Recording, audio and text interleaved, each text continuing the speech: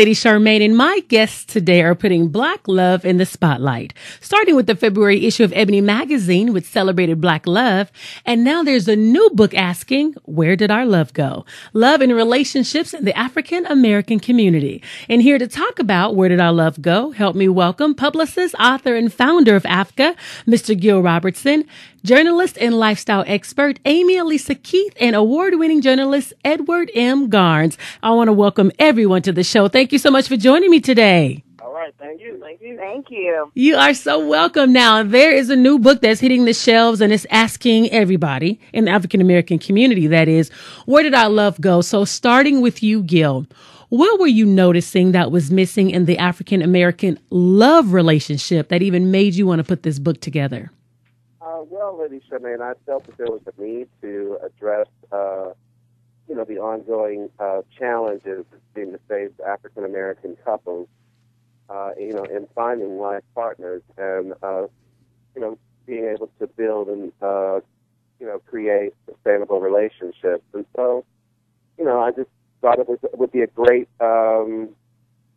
topic to bring to readers. Okay. And so in the introduction of the book, I thought this was quite interesting for me because I love to read statistics. It says sources estimate that 42% of Black women between the ages of 25 and 34 are unmarried. And the number is even higher for Black women above the age of 34. And then it also says the same is also true for Black men who seem to be unwilling or unable to commit and content to play the field. And that is estimated that the percentage of unmarried Black men between ages of 25 and 34 has reached more than 43%. And it says, what's going on? So, Ed, I want to pose that question to you. How did I know it was coming to me? Well, I'm glad that you posed that question to me. My essay in the book, and thanks for having us, and thank you, Gil, for doing another wonderful anthology. My essay is entitled Black Boy Blues Suite, a love poem to my father in E flat. And what I talk about is how my maturation process and my manhood journey prepared me for my mate. And I think that especially with Black men, we have issues expressing love and we have issues with vulnerability because a lot of times as men, whenever we open ourselves up, we actually pay a price for that. We have very archaic visions of manhood, so men want to be emotionally available, but we have to create spaces to do so. And in my essay in the book, I talk about that process and learning to love my father and everything that we went through on our manhood journey to love each other actually put me in a better position and made me a better mate. Because my manhood journey was that, I had some maturing to do. I had some relationships that I was involved in where we were about as compatible as mismatched socks. So we think that we have to all go through in our own process to get ready for the next person. And I think we put a lot of emphasis on, finding the right mate, but are we right with ourselves and have that self-love to sustain those relationships? Now, I'm glad you talked about that because I'm going to pose that question to Gil in just a moment because, Gil, you have many contributing writers in the book, as Ed mentioned as well, and your topics are on singleness, marriage, and divorce. Why was it so important for you to get many perspectives in your book? Well, because, everyone is different. Everyone is coming from a different place, and I think that what we've done with this collection is to, gather a very diverse collection of people who are looking at the situation, from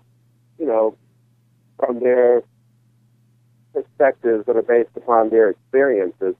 I mean, the goal, of course, is to engage as many people in the process of trying to figure out a solution to the love dilemma within the African American community. And I'm proud to say that we have a wonderful group of co-authors who I think, just offer, nuggets of expression that I think will be helpful to readers. And one of those is Amy Elisa Keith. You are an entertainment and lifestyle journalist, currently the lifestyle editor for Ebony magazine, and you are one of the contributing writers. And you start off with chapter 1, Not by Sight.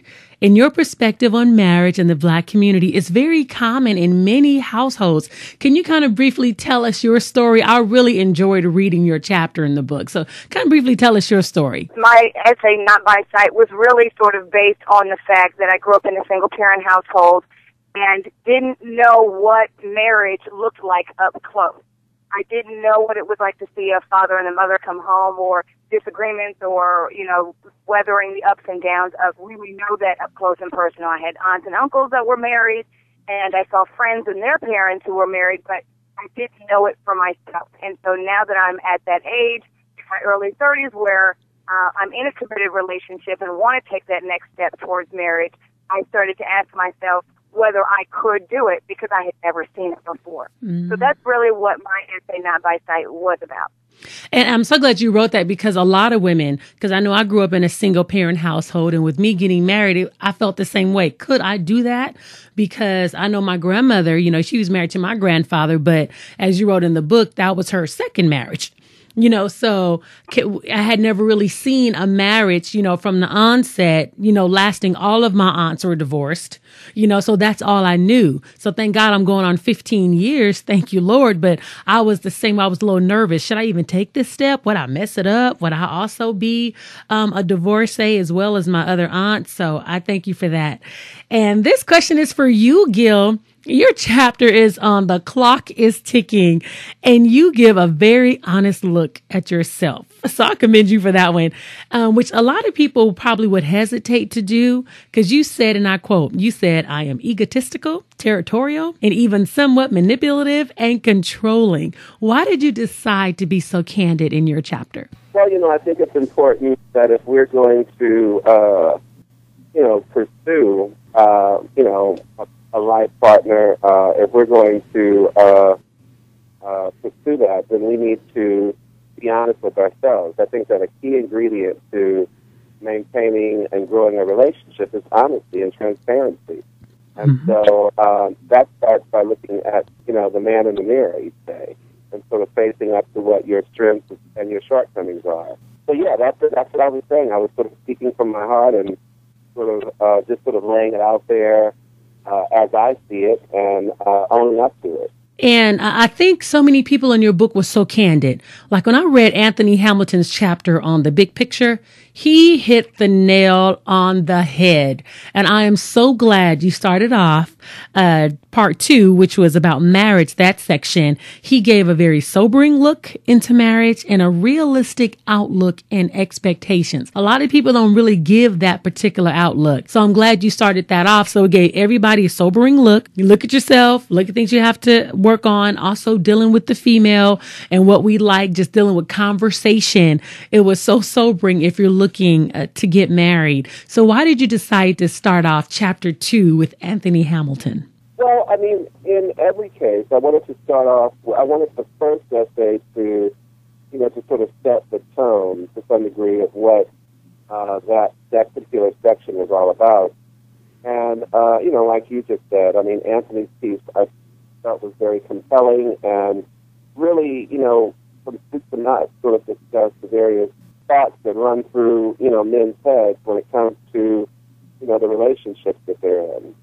And so, Amy starts the first chapter in the book on singlehood. And, we also had a very strong opening chapter for divorce. I mean, overall, everyone really came to the party, and they brought with them a sense of confidence, of directors that I found very impressive. So I know that readers and book clubs are going to really, enjoy getting into this project. And I must agree.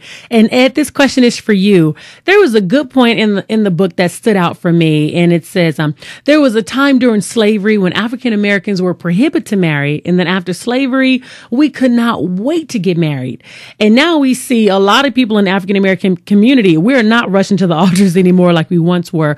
Why do you think there's been such a shift in the mindset? Why is it a shift? Why is it a shift in the mindset about getting married now? Yeah, people rushing to the altar now. I read the statistics earlier, and now, during slavery, we wanted to get married, but we were prohibited to get married. And then after slavery, we were all getting married because first we couldn't get married.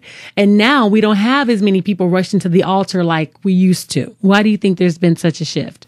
Well, I think even though we focus a lot of times on the physicality and the physical abuse of slavery, we're still suffering psychologically from a lot of wounds of slavery. Our families were broken, we were torn apart, and so I think in modern day society we have grown to believe. When I say we, some of us brothers and sisters have grown to believe that we don't need each other. Mm-hmm. So marriage has become the back burner to our careers. It's become the back burner to things that are I don't want to say frivolous, but material things and other things have taken priority. So love is at a deficit.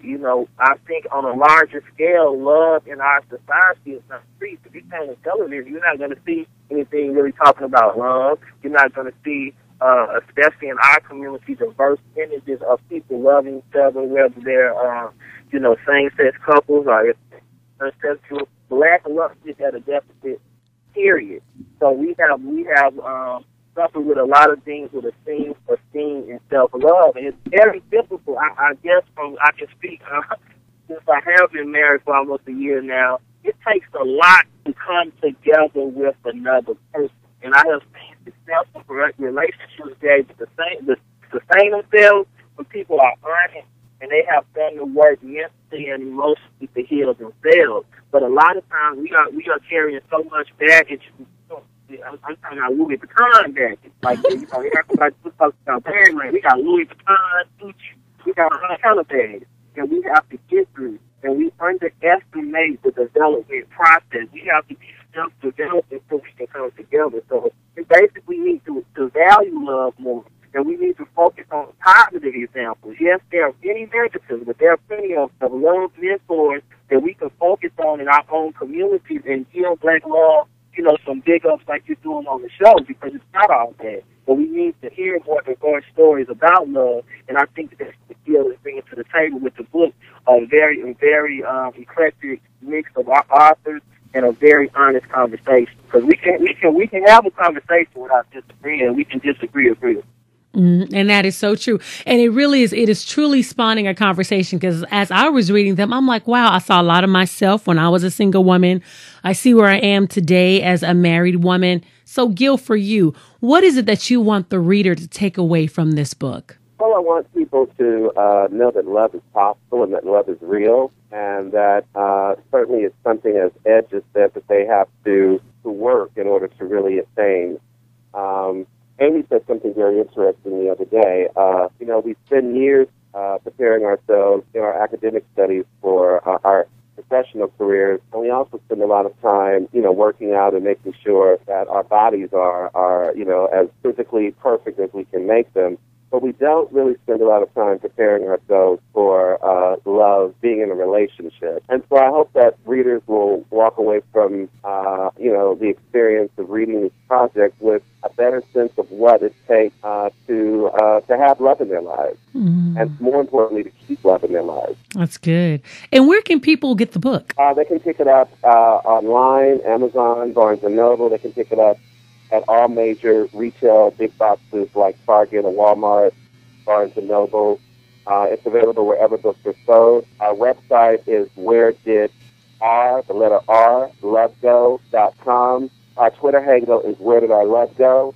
And our Facebook page is Black Love is Forever. I know that's right. Black Love is Forever. I love that. And before each of you go, if people wanted to follow you, are you on any social medias? And I want to start with ladies first. Amy. Thank you. Yes, I am on social media. My Twitter handle as well as my Facebook are at AmyElisaKeith.com or at AmyElisaKeith. And so that's my go-to is Twitter and Facebook. Okay, Ed, you're next. Yes, I'm the founder of an organization from Afros to Shell Souls. You can reach me at FromAfros2ShellToes.com. Everything is spelled like it sounds. You can reach me at Twitter at FatShellToes. And also you can reach me on Facebook at Sweet Tea at I know that's all of that sweet tea. Okay, and Gil, can people find you? Are you on Twitter, Facebook? I know you're on Facebook. Well, no, the Twitter, all the social media handles that I gave were the ones that I'm not on Twitter. Okay. You can certainly go to my principal website, which is robertsontreatment.com. Wonderful. Well, Gil, Amy, and Ed, I want to thank you so much for joining me on the show today. We want to make sure that everyone pick up this book. If you have a book club, make it a part of your book club, because it is going to give you some wonderful insight. You have so many different perspectives on singleness, marriage, and divorce. I'm sure somebody's going to be able to relate to someone in this book. And make sure you join any book clubs. Talk to your girlfriends about it. Men, talk to your friends about it. The fellas, make it a little sidebar conversation and just say, hey, did you pick up that book? Where did our love go? Make sure all of your friends get this book. Again, I want to thank you all for coming on the show. Thank you so much for having us. Thank you. You're so welcome.